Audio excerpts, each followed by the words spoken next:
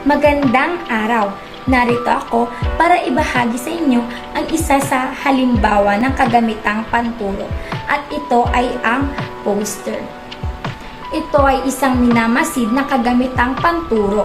Nakapaskil ito sa bulletin board o kaya ay sa alinmang sulok ng silid-aralan. Nagsisilbi rin itong pagganyak, paalala at patnubay ng mga mag-aaral hinggil sa leksyong kanilang pinag-aaralan. Ito rin ay naglalaman ng isang makabuluhang mensahe na nais maipabatid sa sino mang tumingin dito. Halimbawa na lang ng poster na ito. Nakasaad dito na ang taong sanay sa hirap, gaano man kahirap ang mga paghihirap, ay walang kahirap-hirap nitong hinaharap ang mga paghihirap.